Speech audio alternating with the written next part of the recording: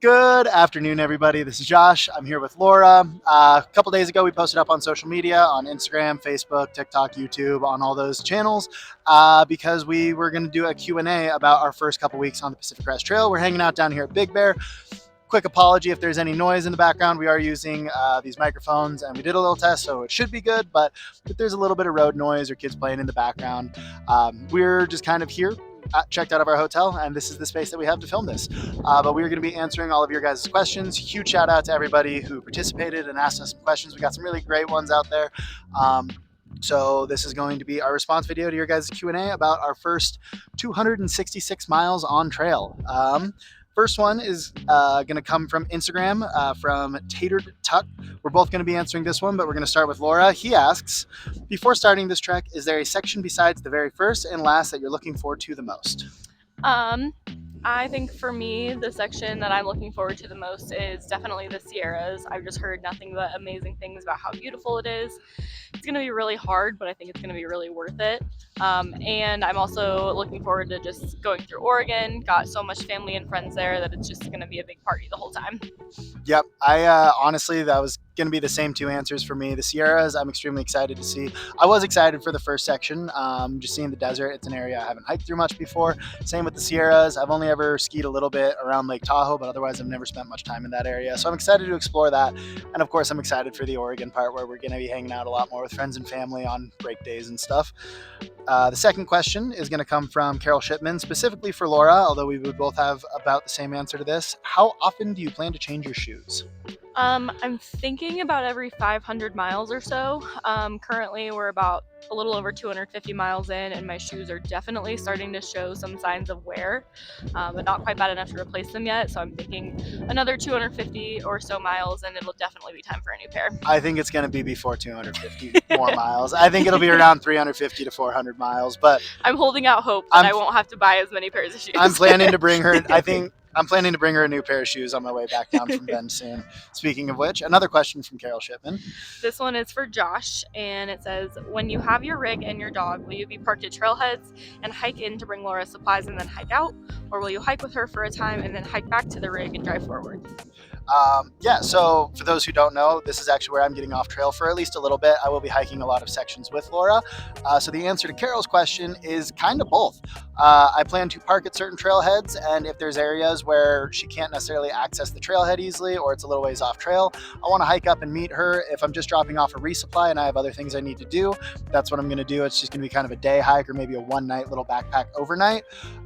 There's some areas where I plan to park at a trailhead and meet her there, and then hike with her for a couple days, hike back to the rig, or park somewhere, hike in to meet her, then hike back to the rig with her for a couple nights, or in some areas hopefully be able to hike all the way through with her for 5 or 6 days and then hitchhike back down to my rig. And Dottie will be joining me for all of that, so there's going to be a lot more adventure dog content coming in the very near future. The next question from Oregon Huntress on Instagram for Laura is, what is something you regret not bringing and or that you did bring? I think the thing I regret not bringing is a pair of longer bike shorts. I have thunder thighs, and so I've had a little bit of chafing issues here and there. So when I take Josh to drop him off at the airport, hopefully I have a pair that we brought with us. If not, I'm going to buy a pair just because it's not comfortable to be dealing with chafing. Stuff that I did bring that I regret. I don't know if there's anything that I really regret. There's definitely a few things that I'm planning on getting rid of or just tabling for the time being, but it was kind of a learning process of what I actually do need, so there's nothing I really regret bringing. Yeah. The next question is for Josh. It's from Instagram, Christmas Jeanne, also my mom. Shout out, Mom. Is there a piece of equipment that you thought you would use often but haven't actually touched? There is. In fact, I ended up throwing it away at Cleef. I brought a inflatable camp pillow. I've only used them a couple little times before. I have kind of liked it in the past, but it wasn't quite giving me enough support. And before I ever had an inflatable camp pillow, I actually always just used my clothes bag. And I kind of reverted back to that. Jeanne, actually, who asked this question, was very kind, and they found some extra down gear and made us down puffy liners for our pillows. And I've just been putting my Zip Stack, Suff Stack clothing bag into that puffy liner and using that as a pillow.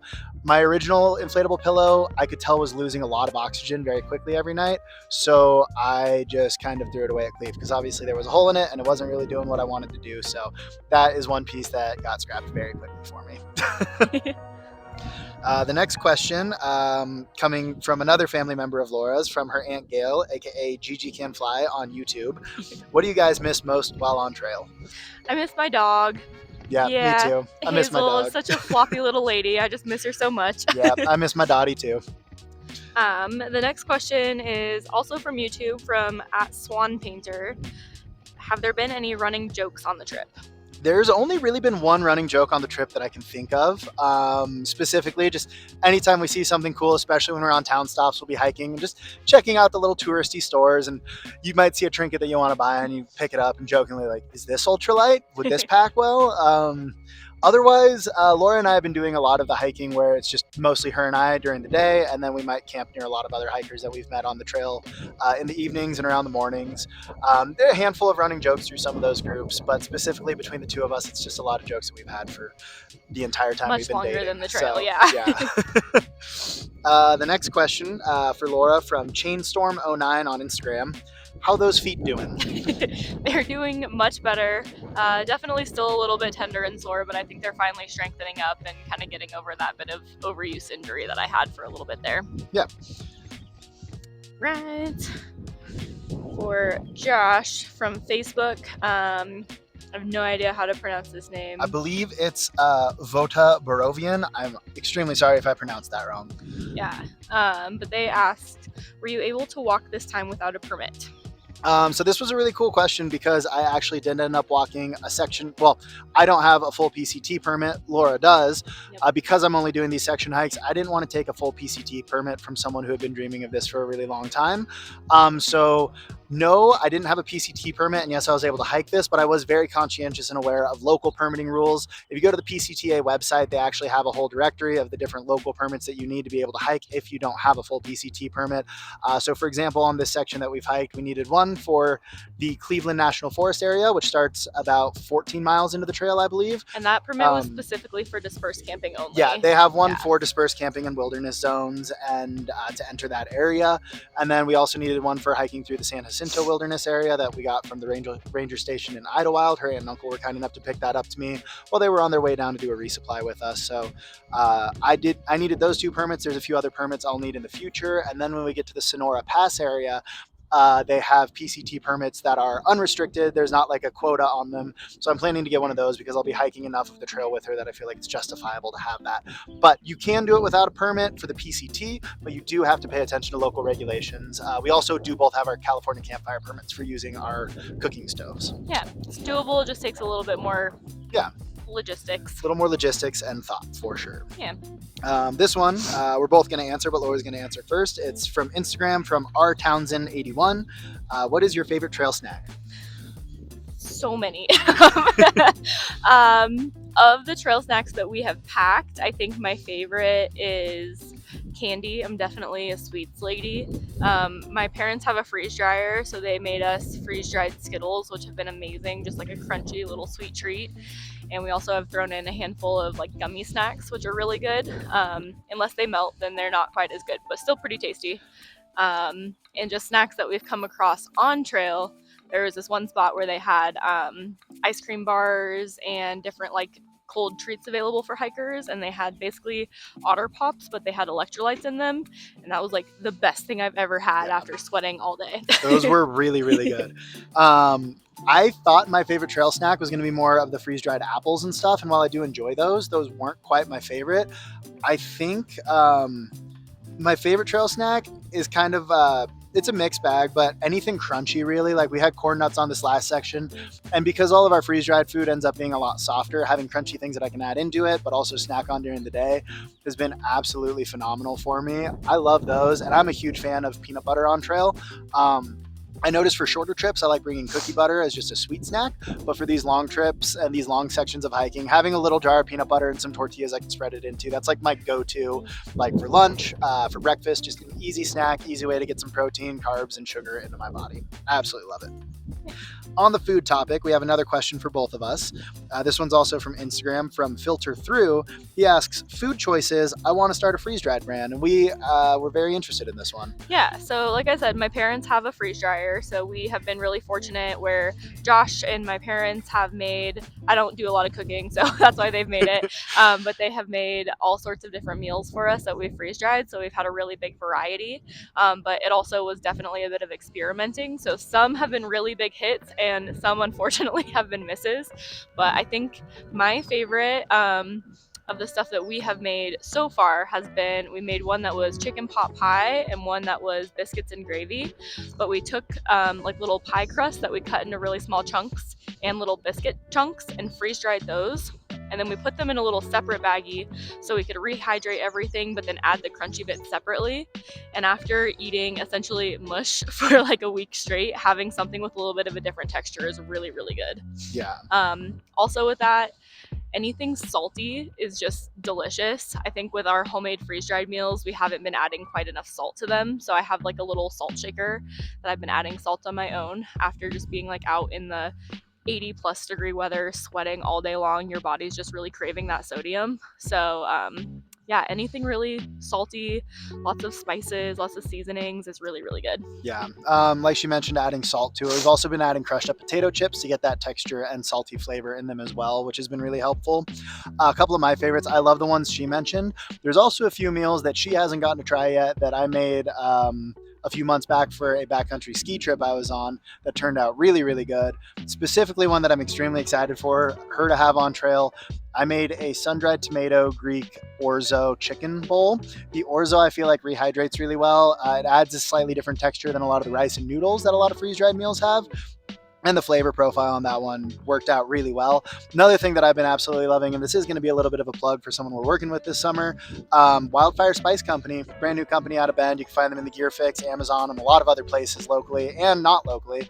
But our friend Spencer made a powdered hot sauce, and I've been adding that into every single one of my meals and absolutely loving it. You don't have to carry a bottle of actual wet hot sauce with you, which is super nice. You can add it into your meal, rehydrate it, and it tastes just like you added hot sauce to it. So that has been absolutely phenomenal. So our next question is from A. Woolheiser. Hello, Woolheisers. Hope you guys are doing well in Utah. Say what's up to Claire for me next time you see her. What are the bugs like, especially at night?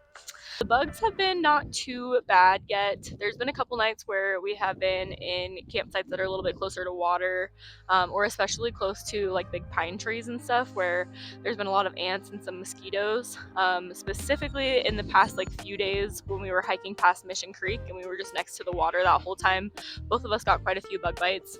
But aside from that, there hasn't been too many creepy crawlies. Like going through the desert, you kind of hear a lot of stories about scorpions and tarantulas and all that, and we haven't seen anything like that, mostly just ants and a few I saw mosquitoes. one dead scorpion at a campsite, but I chose not to tell you so you wouldn't be freaked I out for the rest of the appreciate night. Yep. It was that one where we were tucked into all those juniper manzanita No. type We trees. also have been camping in our tents. We have only cowboy camped one night, and I think that's helped with the bugs a lot, just having like a shelter around us while we're sleeping so that the bugs can't get to us. Yeah. A lot of other people have been cowboy camping more, and I'd be curious to hear their experience with Yeah. that. But Next up from Instagram is AJ Fullerton, and he says, no questions, just love. Proud of you both, my brother. Hope to see you in California in a bit. thank you, AJ. Absolutely love and appreciate that. Love you too. Hope the family's doing well. Hope the kid and the dogs are all doing well. I'll definitely let you know when I'm coming down near your area. I'll be driving back down to my rig next week, and yeah, we can try to figure something out. I'd love to meet up sometime.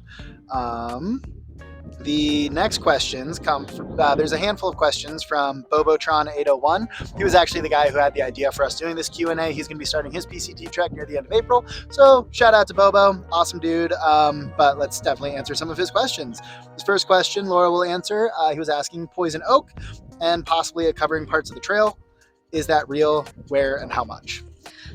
We personally haven't had any experiences with poison oak. We did hear from a few other hikers that especially towards like Lake Morena and Mount Laguna, there was a little bit, if you went off trail, like if you were trying to find a nice shady place to siesta, you could run into some poison oak off trail.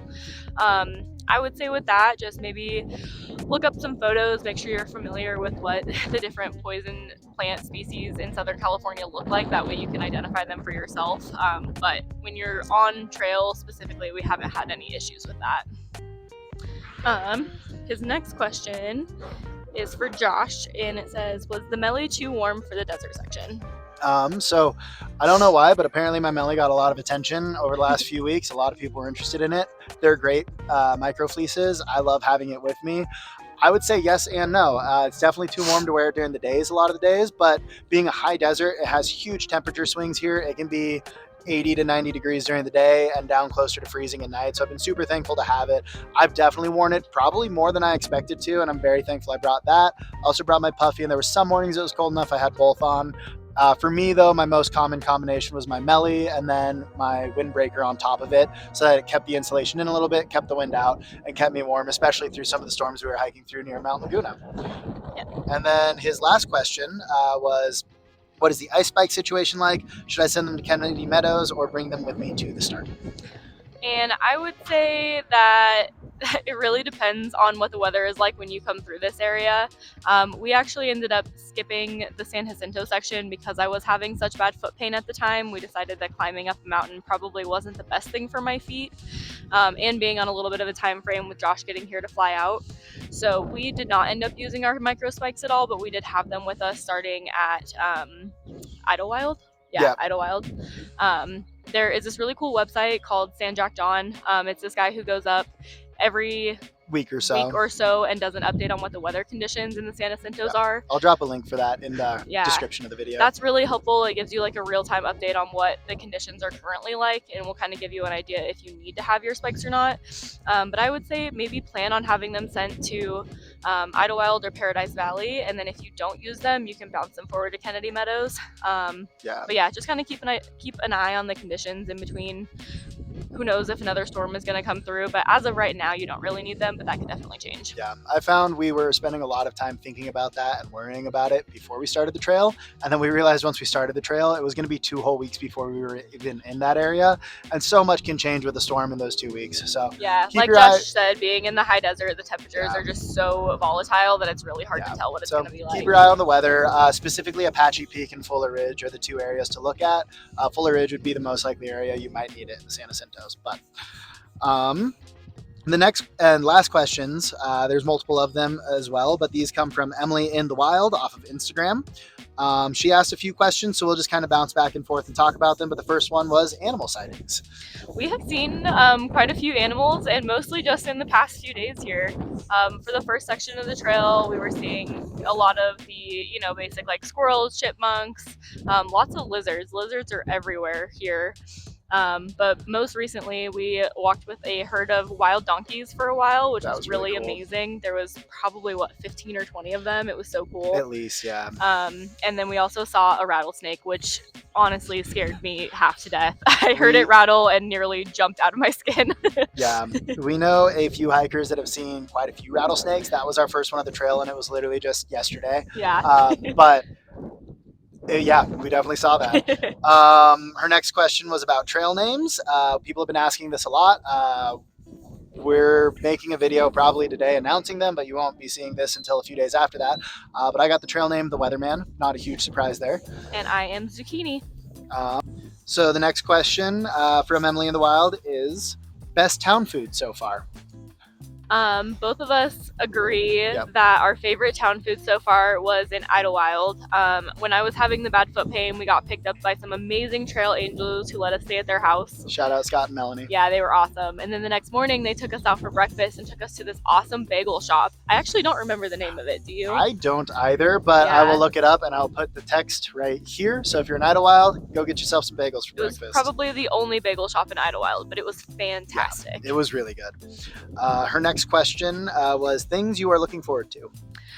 I'm both not looking forward to, but also looking forward to Josh leaving trail.